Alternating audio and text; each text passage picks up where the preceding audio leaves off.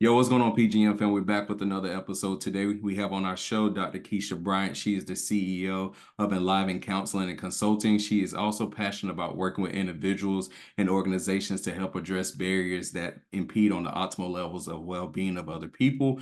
She has been a school counselor for more than 20 plus years in New Hanover County as well as Wake County Public Schools. She's now serving as a school counselor state consultant with NCDPI, which is North Carolina Department of Public Instruction. While also in that role, she is also serving as a board member for North Carolina School Council Association, which is also a board that I am a part of. And Dr. Bryant, welcome to our show. How are you today? I am doing great. I'm so glad to be hanging out with the PGM family. So thank you for having me. It is good to be here with you, Mike and Josh. So thank you. Hello, Absolutely. everybody. Absolutely. Absolutely. So, Dr. Bryant, I know you mentioned earlier you prefer Keisha. Keisha's Keisha. fine. All right, We Keisha. family. So, with that being said, welcome to the show. We're excited to have you on the show today, and I know ultimately we're going to talk about mental health. And being that this is Mental Health Awareness Month, I know we have a lot of great things to talk about. But before we dive into the episode, I would love to know more about you as an individual, but more so just check in to see how things are going. This is a segment on our show where we just like to check in with our guests. Not oftentimes do people create that space and to allow people to just show up as they're authentic and be vulnerable. And so, how are things going with you? I'm glad you're checking in because had you asked me this last week, I probably would have said exhausted because I'm coming off Understood. of a heavy travel season in the month of April. And so this week, I'm glad to say that I feel well rested now that it's Thursday, but it took a few days. So thank you for checking in because I feel good today. But last week I was a little very tired, very exhausted just from being on the road for work and all the different obligations that I was handling. So thank you. Mm, I understand that. How are you finding balance throughout everything that we have going on?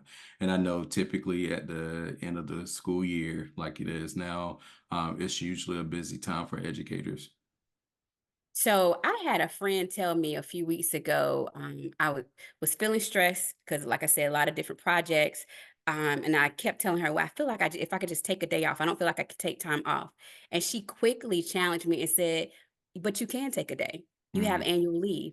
And I'm a big believer of mental health days, but was Come on, mental not health using days. my Yes. own advice that I give other people. And so what I did was I looked at my calendar. I was tempted to not take the day and chime in for a team meeting that we have, a standing meeting, but took the day off, turned off social media, and just had a day where I just rested, no agenda, and slept. And Mm, so for me, what I do in such a busy time, whether it's a half day or whether it's a full day, I try to take like just a mental health day mhm, every once in a while, not just vacation. And it's a mental health day that a lot of times I may not let people know that are close to me because sometimes when people know that you're off, they think that you're available. mm, And I need it to be off mhm, and unavailable. And so that is something that I'm doing in this busy season is learning to take time to kind of steal away and not be present all the time for other mhm, people because they can fill your plate up when you need to take things off of your plate. mm. Mm. I'm Absolutely. I was gonna say, Mike, I think this is a perfect Keisha, I'm so glad you harped on this because, Mike introduced me to this the acronym PTO is prepare the others. And Mm, so it is big around not only just, of course, you'll let the appropriate folks know, like this is the space that I'm going to take, but Mhm, I'm glad that you mentioned that it's not only just work, but letting others not know that you're taking the time off mhm, because oftentimes we think that, like, we'll take the time, we create the space, we can create some time for us to rest. But if you're operating from that empty cup from the jump, like, you can't let others kind of continue to dip their hands in it. So we appreciate you kind of shedding some light on that. And I didn't mean to cut yes. you off, Mike. Go ahead. Nah. I was just going to highlight, I value, you being able to say, one, I am going to take this time off, and I'm also going to disconnect because, oftentimes leaders, we feel the need, well, we could take a day off, but we still got to have that work phone on.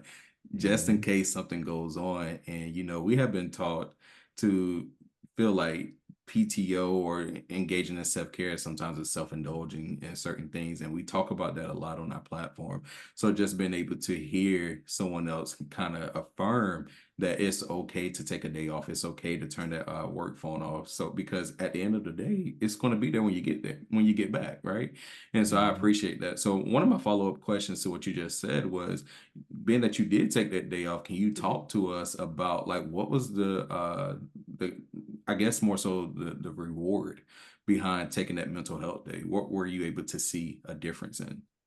So for me, it was a reset. It was Mm, restoring equilibrium in my mm, life.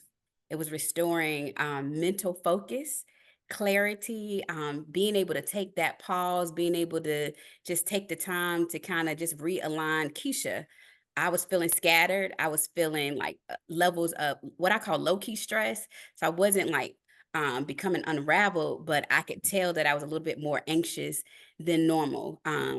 Feeling the need to meet deadlines, feeling mm, like I didn't have enough time. And because other things were competing with my time, we only have 24 hours in a day. And I wanted more time, but we're not allotted more time. So I needed to create the time for the reset. And so mm, by taking that mental health day, it allowed me just to restore equilibrium in my life.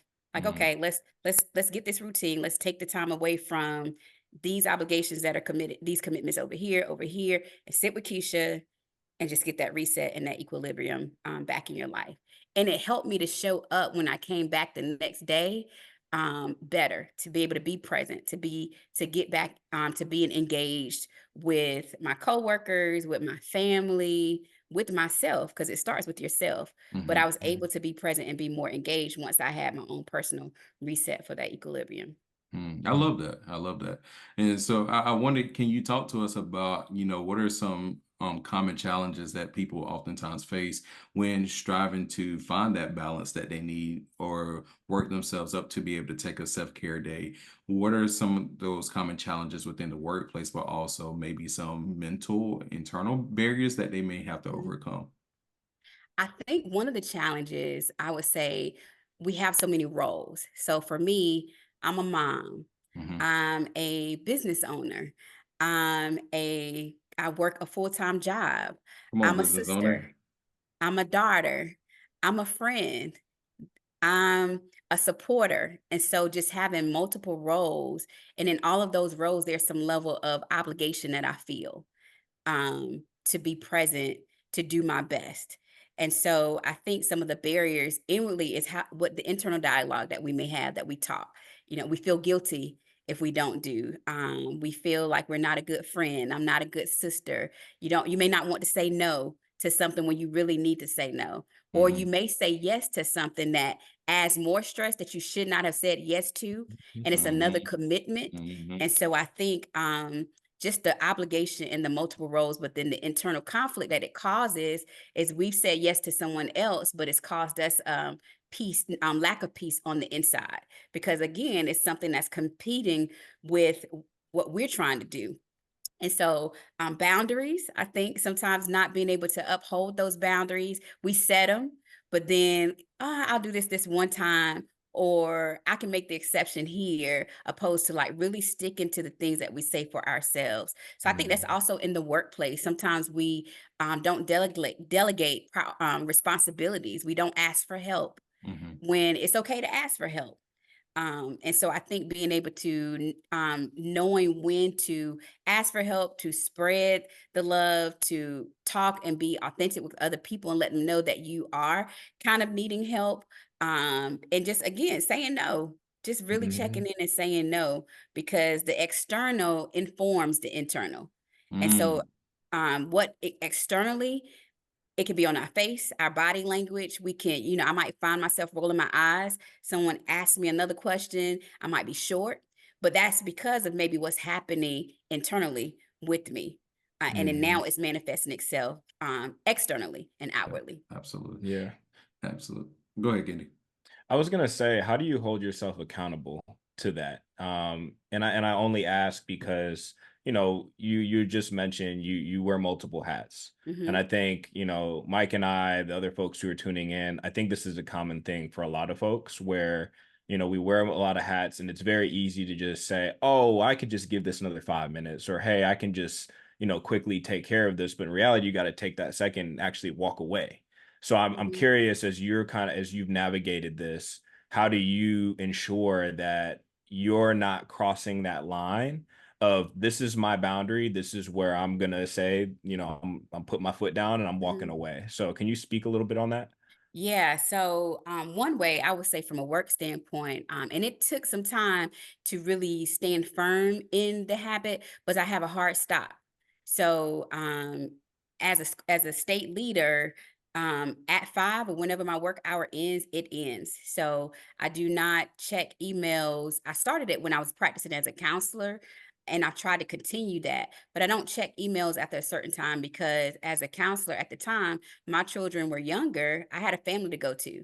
So I couldn't be on my email or doing tasks after 5 because I had children who were in band, who were in dance, and I needed to be present for them. I had to cook, little things like that. And so, unless it was an emergency, I didn't keep my email on my phone. Some people Mm, keep like email on their phone and they're checking it constantly. That does not allow you to be present. So I have a hard stop. I still use that now. And on the weekends, I don't do any work. And so if I'm tempted to look at an email on the weekend, I might look at it, but I don't respond to it. Because one of the things that I believe is that if I start responding to an email at 8 o'clock at night, then that informs people that maybe they feel like I'm up at 8 o'clock at night checking work. But if I don't respond until 8 o'clock in the morning, that lets them know, okay, it gives them a window of when I can give in that 24-hour, 48-hour response. So if I'm up sending something on a Saturday at 11 o'clock or 6 o'clock in the morning,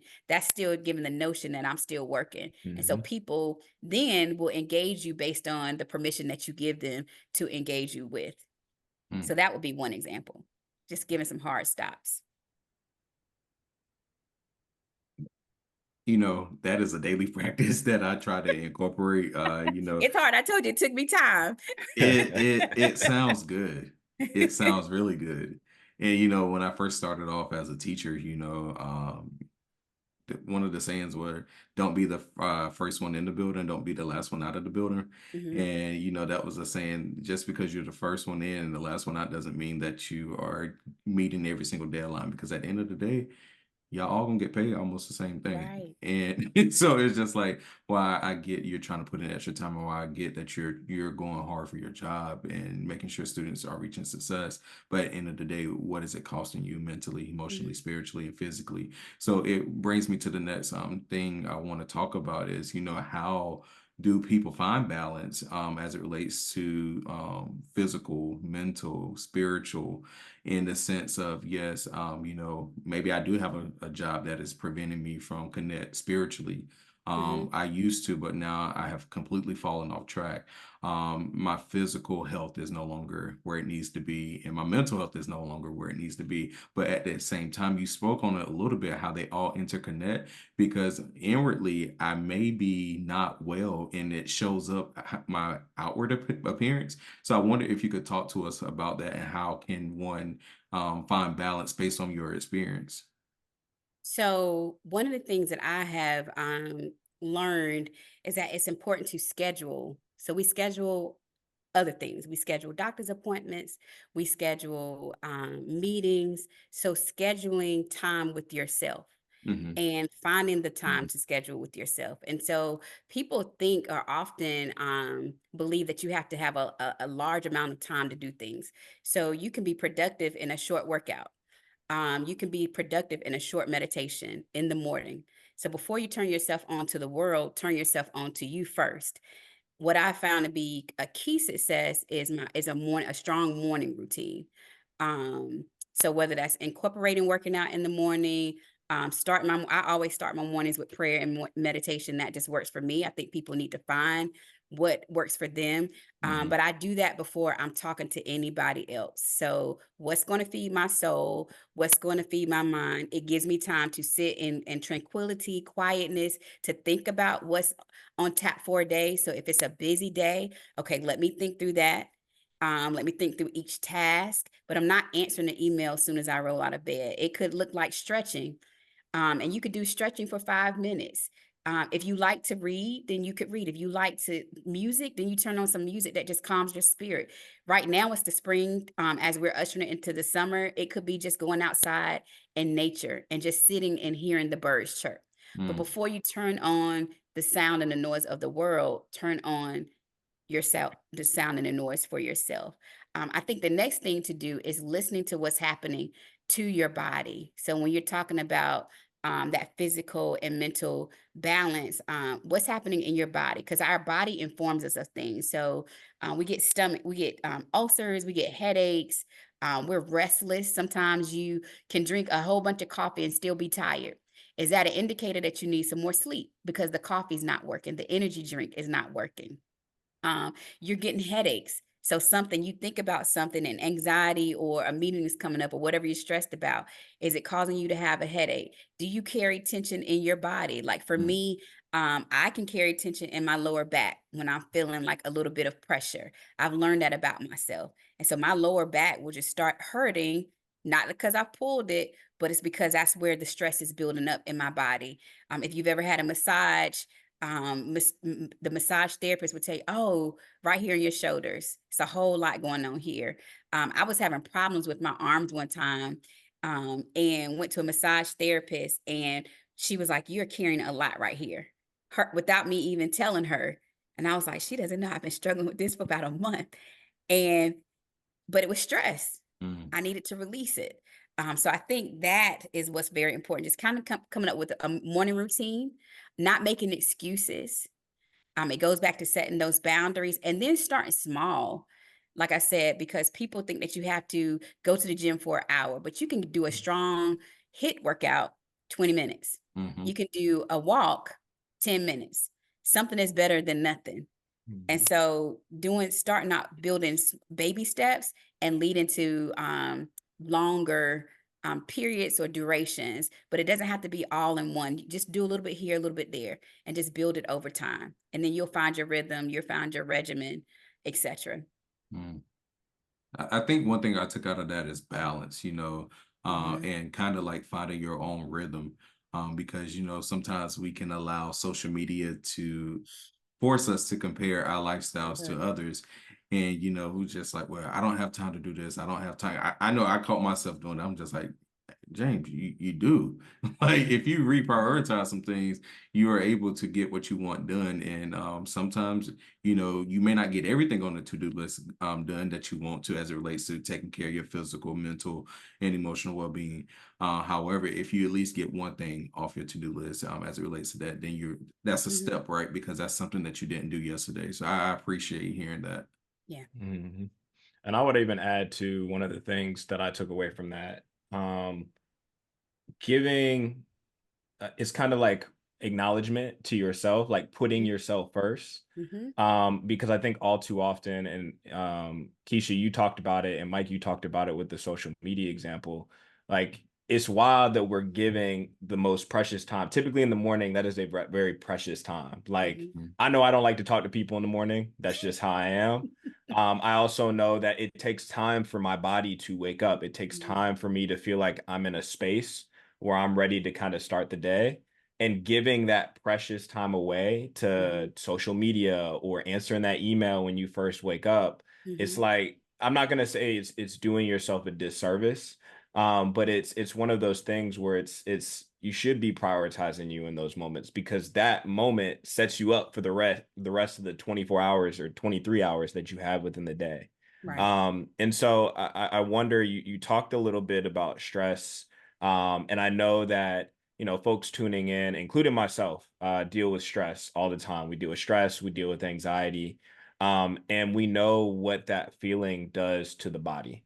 Right. We had somebody come in and speak at my job today, and they were talking about how physically you may feel like you're okay, but spiritually, and as you were talking about the stomach, like when you're out of balance, it just throws everything out. So I Hmm. wonder, as you start addressing, you talked a little bit about, the the fitness and some of the things that you do in the morning. But I want to ask you like strategies for more so addressing that, because I think all too often it's easy to say we put together a routine in the morning and we can do Mhm. that. But what are some strategies that you can also put in place to ensure that you have that balance, both spiritually, mentally, physically, emotionally, and so forth?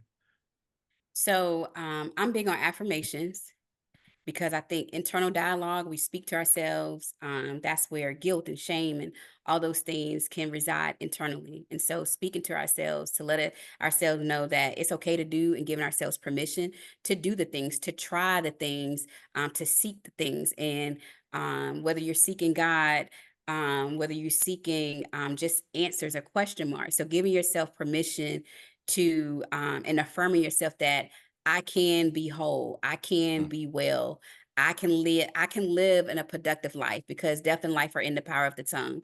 And so what we speak connects to what we believe about Mhm. ourselves. When we think about cognitive thoughts, there is that mind body connection. And then once we kind of have a belief system or speaking those things, then we can carve out routine and seek out support.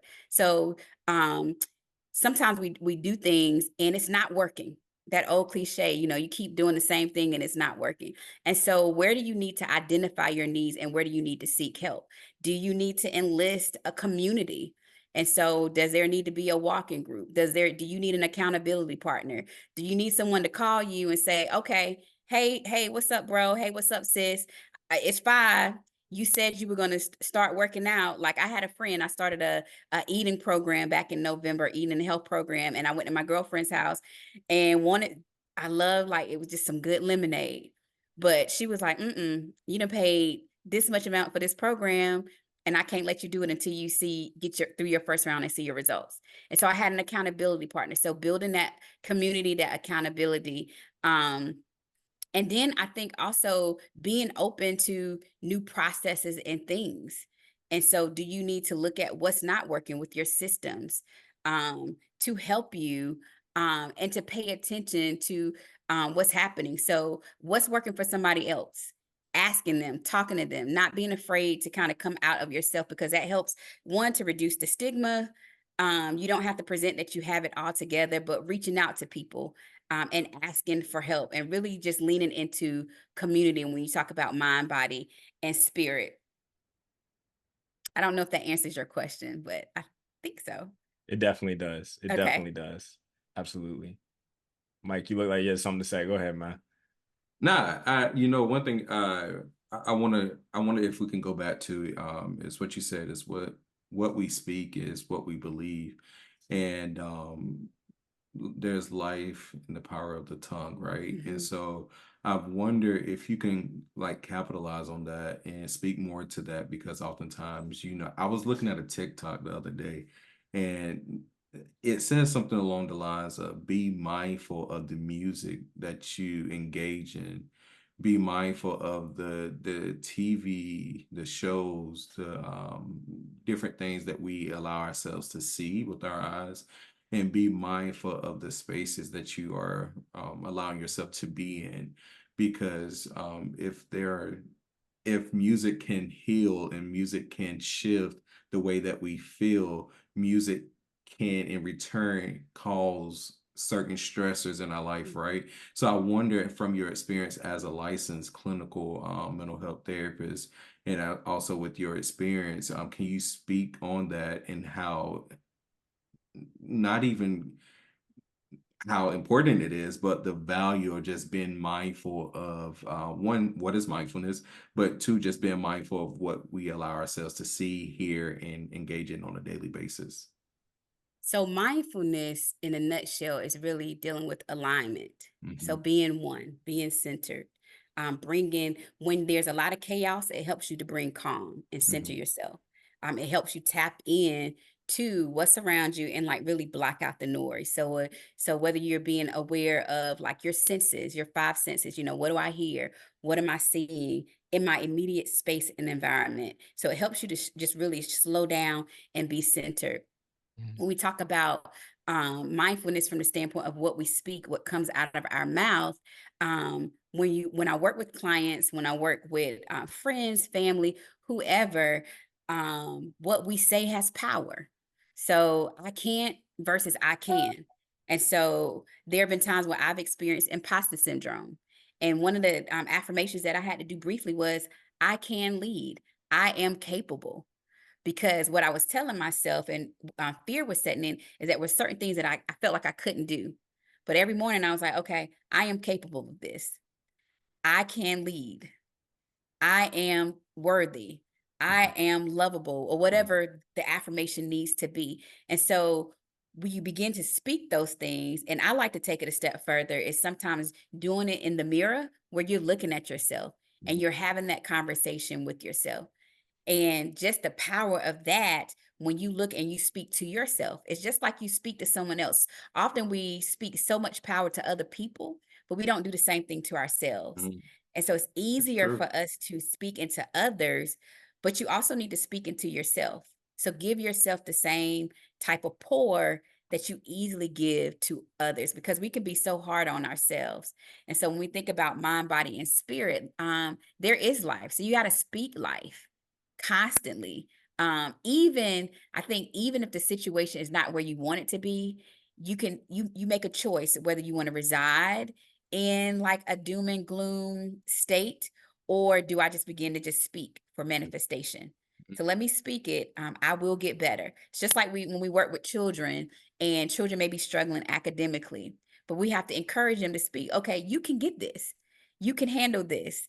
You will achieve this. You'll get your multiplication facts, your multiplication tables. You can be the best. You can write this narrative. You can write this essay when they feel like they can't. But we Mhm. speak and we empower them, opposed to, you're never going to be X, Y, and Z, because you Mhm. have people who speak those things. So we have to make sure that we're speaking life, and affirming ourselves, because sometimes other people may not affirm you. And Mhm. so we can't put the power in what other people do. We have to really learn how to increase the power within ourselves internally, whether people affirm us or not. That's why it starts with us when we talk about mind, body, and spirit. Mhm. Love that.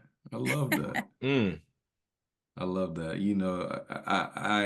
As I continue to grow on this journey of being a therapist, and it's amazing to see how some of the same things that I try to tell my clients, the Hmm. same things that I say, Mike, you got to practice what you preach. Word.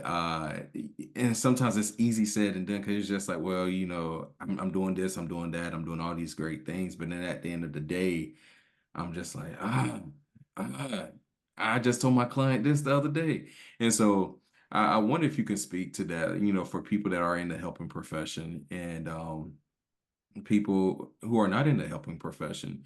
Oftentimes we feel like we are superhuman, and we Hmm. can accomplish all these great things, and we sometimes carry the weight on the weight of the world Hmm. on our shoulders, and we feel like we have to overcommit.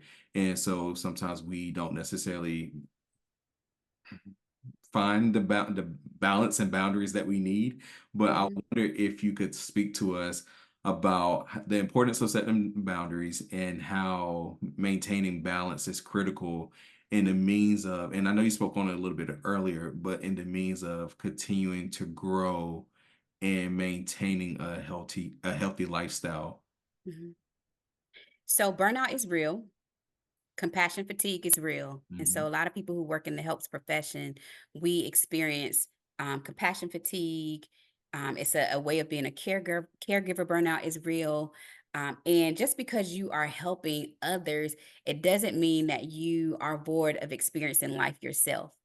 And so when we show up and we're helping others as professionals, we too might be simultaneously experiencing some crises in life or Mhm. some transition in life. So we too may have experienced, we may be helping someone who is navigating through a loss.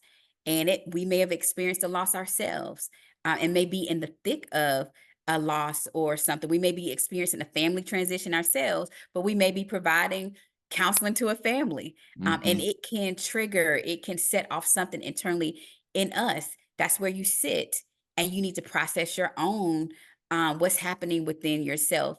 That's where building a strong support system. Um, every therapist, it's good to have your own therapist, or Hmm. good to have your own coach, or good to have your own community that you can check in with. Hmm. It's good to be able to have someone. When I do trainings for state level professionals, I always tell them it's good to have your own person that you can authentically be able to process and vent to, because you need to be able to have that release and that space to take care of yourself, Mm. and you need to be able to recharge and to pause, because if not, it impacts your health. And what I have learned is that you may stop, but the job does not stop. If you get sick, or if you are absent, they post the posting, they send they will send you flowers to your family, Mhm. but the Mm. job post goes up to fill your vacancy. Like, the show does not stop. And so you have to decide, do you want to be a part of the show, or do you want to be exited from the show? And if you don't take care of yourselves, then there's an expiration date on things. Your Mm. body will say no more. Your mind will say no more.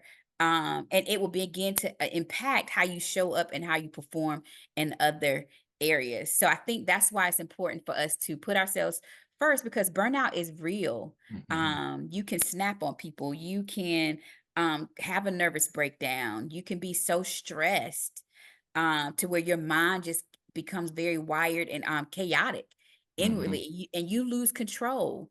And when Mhm. you're feeling that, when you're feeling antsy, if you're shaking at work, if you explode at work, why is that? Over the smallest thing, if you're getting angry, if you walk in the building and immediately you need to go in your office and you don't want to deal with people, then how are you showing up? Is that hitting home? Yeah. And I've been there and done that, Ah, yeah, I've been there, yeah, done that. Like, give me, yeah. I don't want to be here today. I don't feel like dealing with people. Mhm. If that becomes something that is habitual, then you need to check in with yourself. Why is that? Why are Mhm. you Yeah. in this mindset? You're not showing up wanting to be. So what needs to change in your life, whether it's professionally or personally? So being in tap with what is agitating you, what is causing you to feel like off of your game, because that loops back to, do you need to step away? Hey, And what does look, that look Mhm. like? You look. need to do inventory. So that's Yes. you need to do inventory. Where are you? I'm big on being a reflective practitioner. So you have to reflect, constantly checking in with yourself and where you are. Even if outside, we have roles. We are aunties and uncles and godparents, and sometimes you just can't show up to everything for everybody, and it's okay. Well, And it doesn't take Mm. away from who you are and what you do. It doesn't mean that you love them any less. You just need to take care of you, and Yeah. that's okay. oh, use a whole word. A whole word. Man, look, it was like in our last episode, we talked about, when your season has expired, Woo. because when you Look. show up, and how you were Mhm. describing some of those same mindsets that some people may have in the season of being burnt out, Mhm. that's real. And I wonder if you could talk about the cultural aspect of finding boundaries, right? Because oftentimes I know for me, it took a long time for me to realize, like, it's okay to step away from your family. It's Mhm. okay. I'm not turning my back on you. I'm not saying I hate you. I'm not saying I don't love you or anything of the sorts.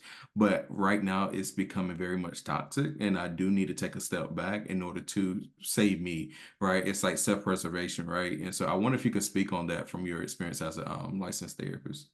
So we're in such a hustle and grind culture, boss, I'm a boss lady, I'm a boss chick.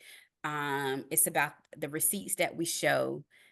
We show our best selves as we're doing, but we don't talk about the hardness of the climb, and what is the sacrifice, what's happening as a result of the climb. Um, who's not benefiting. So you are spending X amount of times, if you are like a school administrator, or if you are a CEO, but are you away from your family? Or when you show up in your family, are you irritable? So you're present, but you're not your best self because you've been working long hours and you don't have time. So that's not healthy. And so thinking about, how do you want to show up? what's important? So you can, in the county that I worked in previously, there was a streak of leaders who were dying of heart attacks. Mm, Why mm, is that? And one died at the school. One died in retirement, like was supposed to retire and didn't get to enjoy retirement. So what do you want your narrative to be? So you're constantly there building, but do you get to enjoy what you've built? mm, And so I think tapping in and making sure that we have that balance, that you can build, you can be successful, but it doesn't mean that it has to be long hours. Take time for yourself. And it also role models to those that are coming behind us the need for balance, that work-life balance. So when you open up talking about that, there used to be like, don't be the first one in the building, but don't be the last one. And I remember when I first started on my school counseling journey, I had a colleague who every day, our school hours were from like 7 to like 2:30. The kids were gone by like 2:45 and she was out by 3. And I couldn't understand it. I was like, but gone. But her tasks were done. that's me. Her tasks were done. She was not Yeah. staying till 5. And like she wasn't she was productive. She met deadlines and she was out. Mhm. Whereas others felt like it was a badge of honor to stay there to 5. Why? An extra 2 hours just to say that you're there. But she drew that balance. I think it's the same thing. Setting up your life in a way that you're able to enjoy it and not just be busy going after it. Mm, So when we talk about the boundaries and a grind culture and just taking care of ourselves, you want to have that balance. Like you need to know what is success is not all about um titles or money, but what else are indicators of success for you mm. Mm, would I love be that. something that I would encourage or tell clients to think about. mm. I I love appreciate that. that. I appreciate it because it all comes down to what do you value. I think that it's to your point of, oh, we could just stay back another 2 hours, or like, hey, I can just give a little bit more time. It just goes back to how much more you willing to stretch yourself.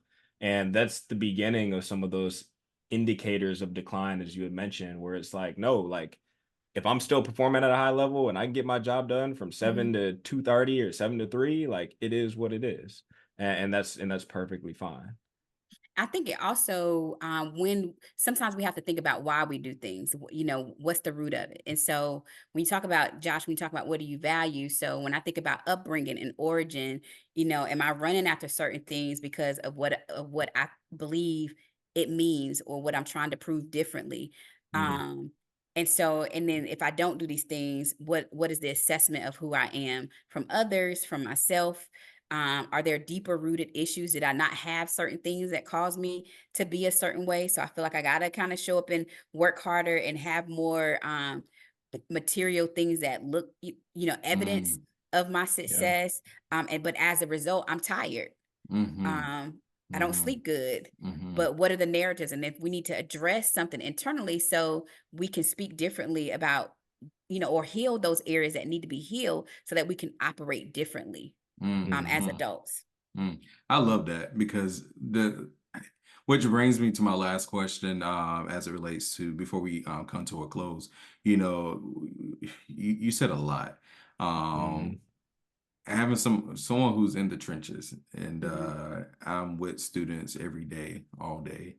Um, mm, they come to school fly, Yeezys, Jordans, mhm, you name it. But mentally, mhm, emotionally, many of them are broken and mhm, are hurt deeply mhm, inside. mhm, And that's kind of why I do what I do. mhm, So I wonder if you can speak on how you, in the role that you are currently in, how are you constantly advocating for policies that uphold advanced mental health and initiatives as it relates to SEL? Because mhm, we know that North Carolina is one of the states. mhm, And mhm. we also know that mental health nationwide and education is somewhat under attack, right? And Yeah. so, how are you continuing to advocate for Mhm. policies and improvement of mental health resources in schools to support students? So I work on a team where we have written for grants. Mhm. The U.S. Department of Education a few years ago, because of the bipartisan act around mental health, has ramped up funds to support districts that are needing support for mental health services and to help students. So participating in different wellness collaboratives that help with mental health literacy. When we talk about SEL, we have a SEL, North Carolina SEL implementation team. And part of that is we build capacity in adult SEL, because once the adults, it starts with us, then we're able Mhm. to better serve our students. Also on my in my day job, we work according to what we call the WISC model. And part of that model is employee wellness, social emotional climate counseling, psychological services, but all types of health services for students. And so really building capacity around mental health literacy. So simple things that teachers can incorporate in their rooms, like how to breathe. We talked about mindfulness earlier, but also working with districts to build and have resources for their adults. So whether it's employee assistance programs, whether therapy services, coaching services, those type of things. Because it is needed. Our right now, North Carolina has an F when it comes to youth mental health, based on a Mm. recent report. We do youth risk behavior surveys that shows that suicide rates have increased. We're coming out of a pandemic, and so we saw an increase in things like anxiety. We Mhm. saw a Mhm. shift, not just in the increase with students, but also the adults in the building were scared as well about their well-being. And so we have to counteract that by letting people know that there is support. There are people that you can go and talk to, training professionals with things like youth mental health first aid, and just really building that capacity statewide. Mhm. Mm. So how can for North Carolina, but also others, how can others gain access to some resources and services that NCDPI has to offer for their local communities? So And if you go also, to, hold on. And also, you got a business as well. So I do. you also offer services, and feel free to plug that in as well. Okay, well, well, you can follow me on IG at ENLIVEN, ENLIVEN_CAC. That stands for counseling and consulting. You can follow me on Twitter or X now at Dr. KB Enliven. Follow me on in LinkedIn under Dr. Kisha Bryant. My website is www.enlivencac.com. And on Facebook, just look for me under Enliven Counseling and Consulting. So those all the places that you can follow me. And I share Tuesday 2 word tips currently that support mental health in different capacities. Last month was National Stress Awareness Month, so we just gave quick tips on stress. This month we are giving tips around mental health. Yesterday or Tuesday, it was be supportive. So be a good support partner for people who are wanting to address their mental health issues. Be a listening ear, be a safe space, be a cheerleader, because we need to decrease stigma and increase that it's okay to take care of yourself and to take care of your mental health and well-being. At the state level, there are a quick resource that we connect schools to. It's called 988. So if you're ever in crisis, we have a lot of partnerships with DHHS as well, because there are we can connect you to services like through Alliance. So I would say look at your the North Carolina Department of Health and Human Services. If you go to NCDPI, we have a school mental health policies page that gives you different supports for different areas around suicide prevention, around human trafficking, and many other things as it pertains to youth mental health. Mm. And we also have a North Carolina SEL implementation team that deals a lot with the social emotional wellness of schools and building stronger social emotional climates within our schools. Mm. Is that something that parents can and or community members tap into? Yes, Wonderful. yes, And what about that advocacy efforts? Can community members also tap into that as well? yes. Okay. All right. Cool. Cool. Cool. All right. Well, Keisha, we really appreciate you for being on our show today. I want to wrap up, and you highlighted a lot of great things. And but before we go, this is a question that we ask everyone, and this was not shared with you. So Okay. the question is, would you rather continually embrace challenges and potential setbacks, or would you rather consistently avoid challenges to maintain a more predictable and comfortable life?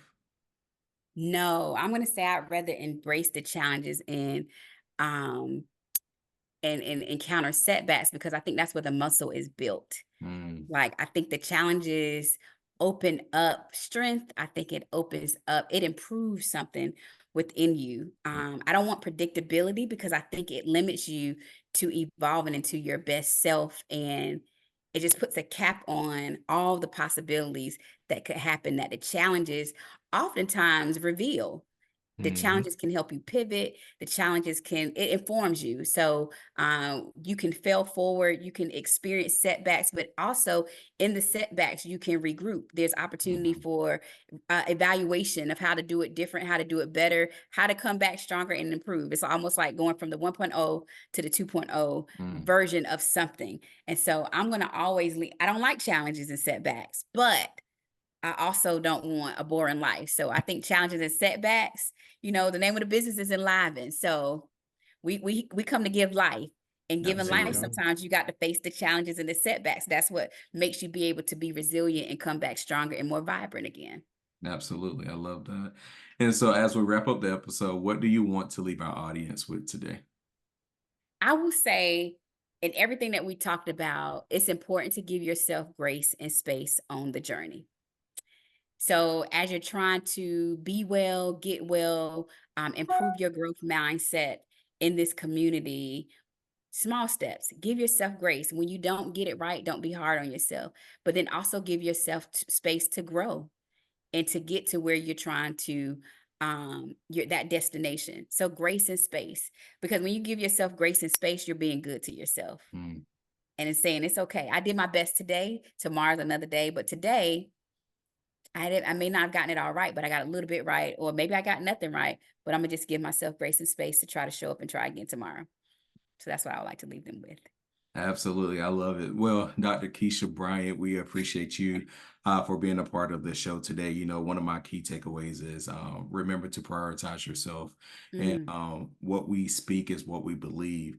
And something that we always say on the power of the growth mindset, but it always starts with us. And, sometimes people say, well, my family this and I got to get rid of this. No, it truly do. It it starts with does. us.